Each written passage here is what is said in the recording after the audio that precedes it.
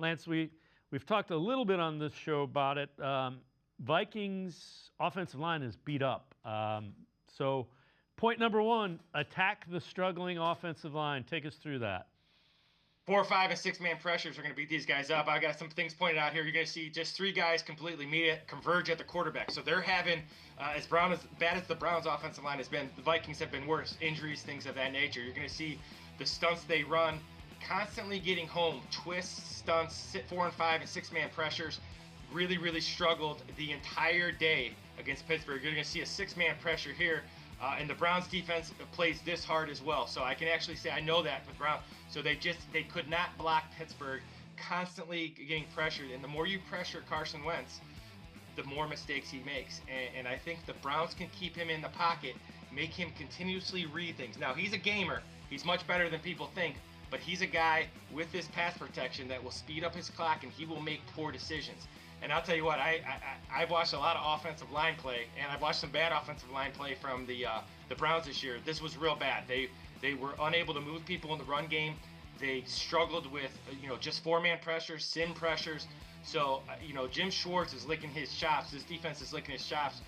He's telling those guys right now, we can win this game if Dylan Gabriel protects the football, and even if they don't play well, this defensive line will create short fields. They'll kick field goals. They'll do whatever they have to do. As long as they don't turn the ball over, the Browns defensive line can absolutely dominate this Vikings line.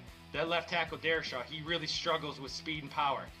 Well, he's facing the best guy in the league with speed and power. So I look for the Browns to dominate up front, and this is why I like the Browns in this game, because of this matchup. Yeah, and they're banged up at center position, so they may shuffle guys and have guys playing different positions than they're normal to as well.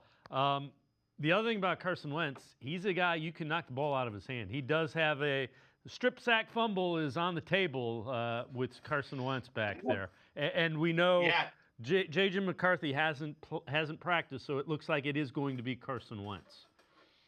Yeah, you're right, and all those things kind of add up. And what happens with similar things that happen to Joe Flacco, you start to speed up your clock, you start to try to make plays, you start to do things because they have a really good defense.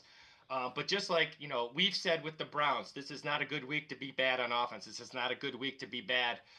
Now you look at it other shoes, right? Now you're looking at the Minnesota. O'Connell's looking at it and going, this is a bad week to be beat up. This is a bad week to be shuffling guys. The Browns are absolutely now. What the Browns can do compared to the Steelers even is the Browns can get pressure with 4.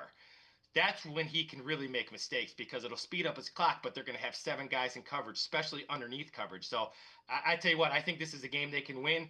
I think it's a game that you can force Carson Wentz into poor decisions because the Browns can create pressure with just 4 guys. The Steelers created pressure with 5 and 6 more often than not. So I look for a big week. That's what those guys are saying. You're preparing to win. Never lose a game before you play it. Those defensive linemen got to think they can win this game by themselves.